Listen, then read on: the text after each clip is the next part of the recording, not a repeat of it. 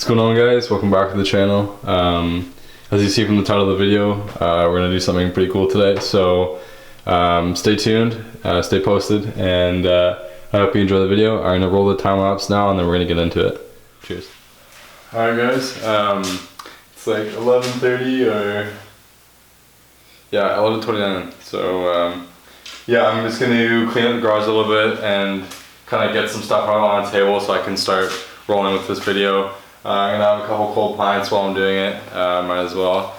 If you're having a beer with me, cheers. If you're not, I'll be enjoying a couple. So anyways, cheers. Thanks guys for 300 and 700 on Instagram. I'm super blessed. I'm really enjoying this process so far, so keep watching. I really appreciate it. Anyways, I'll keep cracking on with the content and yeah, enjoy. We're gonna roll the time lapse. Cheers.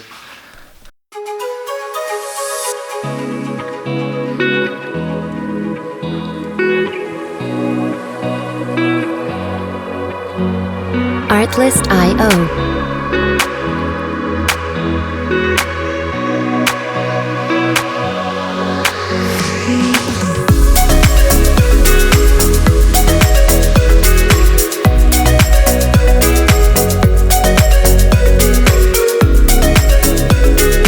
Music licensing reimagined.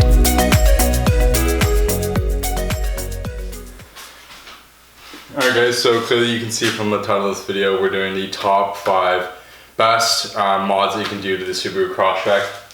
Kind of got a table set out of the first section, second section, third section, fourth section, fifth section. And these are kind of like the more common basic stuff you can do. And I have some additions around the garage if you want to go to the next step in those categories. But I'll take you through each. I'll give you a little bit of my commentary experience, and we'll go from there. And then I'll show you the stuff on the sides when I get to those respective sections. I do want to give a shout out to White Line ISC Suspension for sponsoring me, as well as not sponsored by Mad at GT, but he's always done really great work on my car. Made the exhaust sound unbelievable. So roughing his brand, GT Customs. So yeah, I'm very blessed. We'll get into this now and get on with the video. Alright guys, so as you can see, number 1 is a shift knob, short shifter, and bushing upgrade. So if you have a Subaru Crosstrek or Impreza, and you're likely to have a manual transmission, this is by far the best upgrade I would recommend first. If you do have a CVT, which is I know a lot of you, I would recommend the paddle shifters on the wheel.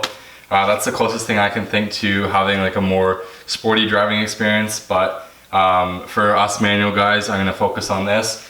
So primarily the first thing I'm gonna recommend is doing a nice shift knob. It's the first thing that's in your hand, and it's, you know, gonna be a lot nicer than the crappy OEM Subaru one that they supply. Here's a leather stitched knob. It's alright. It was my second shift knob. It made it feel a lot nicer, but what I have on the car right now is a Cobb. I'm getting a weighted one from a car guy's garage. Shout out to Zenon, he's a great guy. He's doing a lot of stuff for me. So yeah, a shift knob is a huge upgrade. Next, I'll say a short shifter kit. This is the OEM shifter, but in the car I have a Cartboy short shifter. That is an unbelievable upgrade. It makes really nice short throws between the gears, super notchy. It just makes you feel so much more connected when you're banging through the gears. And thirdly, in this section, I'm gonna say that the bushings are a must as well. I had just the shifter on itself for a little bit. Felt night and day, but the bushings did an even better job. And I put the shifter whole kit in at maybe 20,000-30,000 kilometers maybe, and you can see how crusty this bit is.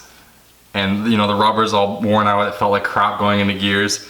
Putting a nice hard bushing from Cartboy, Perrin, Cobb, GNP, you name it. Same with this one here. Really makes a night and day difference. So if you do luckily have a manual transmission. I highly recommend doing a new shift knob, short shifter, and bushing kit. It'll make a world of a difference. Alright guys, we are at number 2 of the best mods to do to your car. So, in front of me, yes, we have a tire or wheel and tire, but you know, it's not what I'm running right now, but you get the premise. So, the reason why I recommend you to upgrade your rim and tire setup is because it's the first thing that is on the road. If you're gonna run, you know, an all season in the summer, you're not gonna get as good performance as you're running a ultra high performance tire in the summer. Vice versa, you know, running an actual winter tire in the winter versus an all season, you name it. But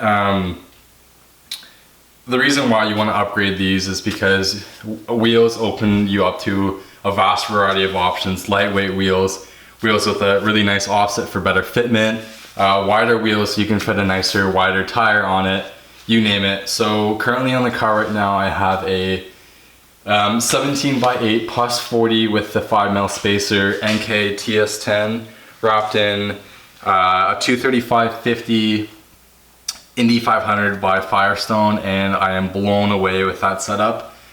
For the price, those tires are really unbeatable. I got mine for 660 Canadian shipped to my door from 4tires.ca with a 5% promo code. Anyways, that was a unbelievable tire for the price. Regardless of the price, put that aside, it's a super nice aggressive tire. Really nice sidewall, has nice grooves and cuts in it for resisting hydroplaning. It's super quiet, it's really sticky when it gets hot. If you're looking for an ultra high performance tire, I highly recommend that, and it's in a vast variety of widths, sidewalls, you name it, and sizes of rims, 17, 18, you name it. For rims, you know, the sky's the limit, but these are the first thing that is going to be touching and connecting you with the road. So, you know, going from your stock 17x8 or 17x7 plus 48, sorry, with a all-season Yokohama Geolandar tire, you know, if you switch that setup over to a lighter rim, a bit wider of a tire, you will really feel the connection with the road. And I was really blown away from what I was running before to what I'm running now. So for number 2, I highly suggest it. Alrighty guys, so for number 3 on the list, we're going to talk about exhaust. So, you know, all of us like to have a fun, enjoyable, a bit louder than OEM car, and I understand that 100%. I've been through many exhausts on this car, as you guys can see from the channel, or if you know me personally. I've had a lot of setups, so I feel like I can talk about this one quite well. So I know you can see OEM bits here, but that is not the point. The first thing I'm going to recommend is a axle back exhaust. So what that means is taking off your axle back muffler, which is this, and upgrading it with something like a Nameless Performance muffler delete, a Nameless Performance 5-inch muffler. Nameless also offers a dual tip setup with 2 5-inch mufflers. That's really nice, that's new. Lachute Performance offers axle back exhaust for our cars. You name it, you can go to a shop, get one custom made. But if you want a little bit of sound out of the restrictive system that's on the car already, an axle back muffler is a really great choice, and it's pretty cost effective to get a bit of sound out of the car. The next thing that a lot of people do is cutting out the resonator, putting a straight pipe in, or putting a different smaller resonator, a bottle style, you name it, to get even more sound out. So this is an OEM resonator from the Crosstrek. You can put a new one in, and that'll, you know, increase the sound of your car. Yes, you may get some drone here and there, but if you want, you know, the driver experience is about being able to listen to the car with your windows down while you're going through the gears, while you're revving it, you name it.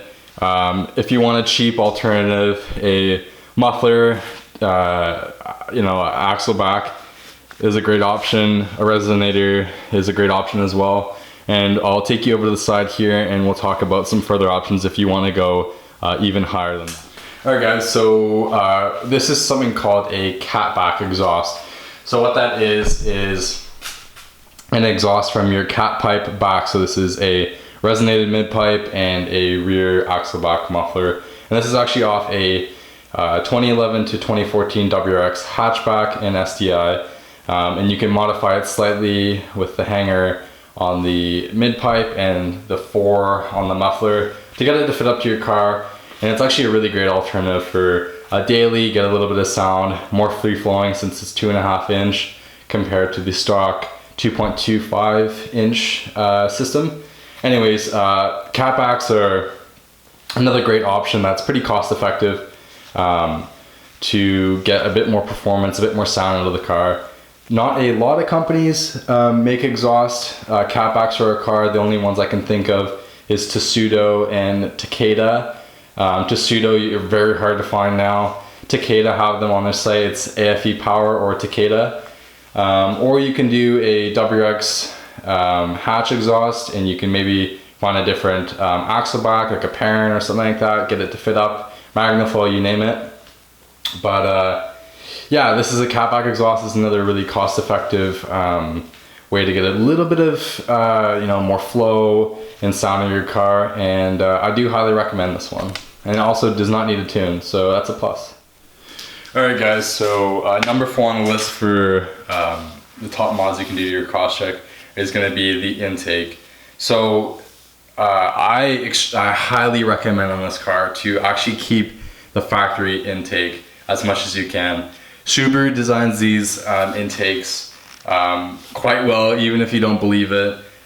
They can hold a lot of horsepower, even on the WRX and STI. They're built up to like 500 horsepower on the stock intake. So taking that away is just gonna neglect or be negligible at that point. And plus, it is a true cold air intake, as you're getting air in from the grill area into the actual sealed box and into your engine instead of putting a pod filter. My recommendation is to stick with the OEM box and take out the charcoal filter. So this is the charcoal filter. There's 4 little, a couple studs that you can just cut off, and you pull this out, and that gives you a little bit more flow. You don't need that. It's pointless. And then go for a dry flow filter. So from something from AEM, Grimspeed just came out with a new one. Something that is not oiled.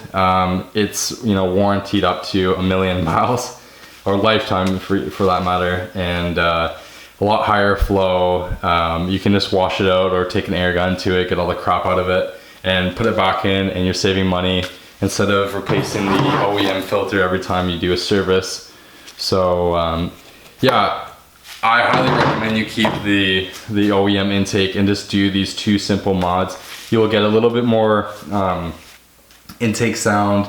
It'll be a lot higher flow, and it's like the best alternative you can do for this car. The only other thing I can say would be doing a hybrid intake, which is doing the piping as well into the stock airbox like I've done. That'll smooth out the flow a little bit more. SSD Performance does offer a cold intake piping, or you can get a fab shop to make one. If you're in the GTA, I recommend Matt Morgadoo. He can do that for you, no issues. Any other fab shop, if you can find one near you, that will be willing to do it. But yeah, the OEM intake is totally fine on the car. And for number 4, that's my recommendation. All right, guys. So for number 5 on the list, we're gonna do suspension and handling. So this is gonna be the last one I recommend, but this is also definitely not the last mod that you should do. It's still such a key factor to the car and really improved the handling when I did this. So putting it at 5 doesn't mean it's the least out of all these. It's just what I would have done in my order. Anyways, we're gonna get on to your sway bar, your end links, and something that I like to call lateral links, which is not necessarily needed, but if you're doing a sway bar and end links anyways, you might as well. So obviously I have White Line products, being sponsored by them, but regardless, it's the company that I could have thought for doing a sway bar kit. So the Crosstrek comes with a 16 or 18 mil sway bar from the factory, I believe. I could be wrong, but I would have to check. I upgraded with a 20 mil, which is a perfect streetable option for the Crosstrek and probably Impreza as well. I upgraded to their adjustable end links and lateral links that go down from the subframe to the lower control arm, just to stiffen things up and make it feel really nice and grippy around the corners. A sway bar is another thing that'll help the rear end hook into the road, and when you turn in, it'll feel so much nicer when you're driving. So that is a really fantastic upgrade, is a sway bar. Your end links are probably going to be toast. Depends when you do them. So, you know, not dealing with rusty OEM end links, you might as well get adjustable ones at the same time. And the lateral links is a real bonus if you choose to go that route. The next thing I can say is more on the suspension area. So obviously, you know, I've had my car lowered for quite some time now. If you are choosing to lower or lift your car, I do recommend going with a adjustable rear lower control arm. So when you lift or lower your car, the suspension geometry will change, especially in the rear. So I know these aren't the adjustable control arms that are on the car, but you get the premise. They have camber adjustment, so you can get a even tire wear, and also put a little bit of functional camber if you need, but they are gonna correct that. That is why they make them. So if you're wanting to make the next step and lower or lift your car, these are a must. I really suggest that. And as per coilovers, I'm not in the lifted scene, so I can't really speak too much to that, but coilovers, they are definitely something that you shouldn't cheap out on. Subaru does a nice job on all their OEM parts. The car rides, you know, soft and comfortable from factory, and they've put a lot of money and R&D into these parts. So cheaping out on cheap suspension products is definitely a no-go for me. Same with tires and wheels. You know, you want something that's going to last you a long time and ride nice and not give you issues, and, you know, has a nice warranty on it, you name it. So, you know, being sponsored by ISC, I highly recommend their ISC coilovers.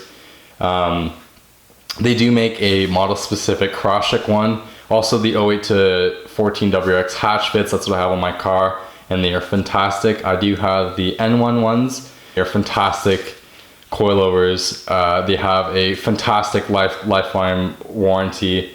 They are very active on social media. Customer service is incredible. Tons of options for valving, spring rate, and you know, full customization of these suspension. So definitely, when you're doing suspension, do not cheap out. I would definitely say go $1,000 being the absolute bottom on suspension. Anything from that up is just going to be even better. ISC, BC, Silvers, those are probably the three that I can highly recommend. Fortune Auto are fantastic as well.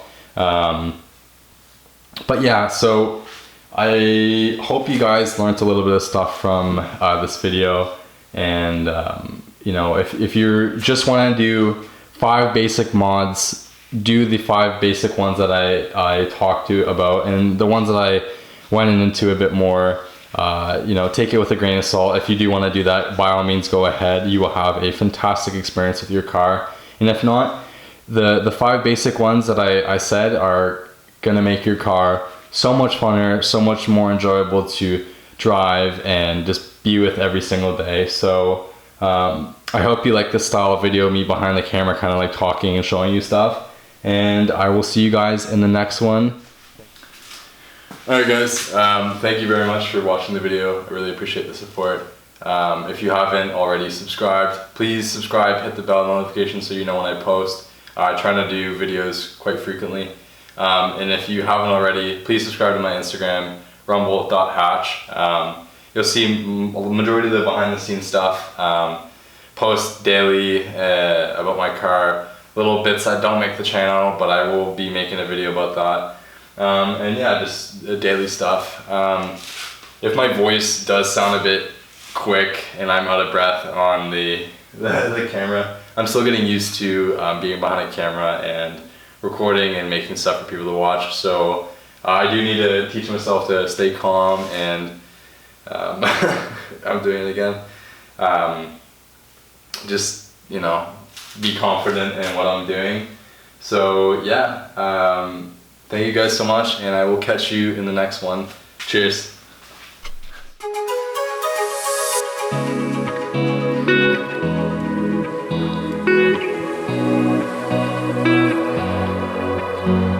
Artlist.io.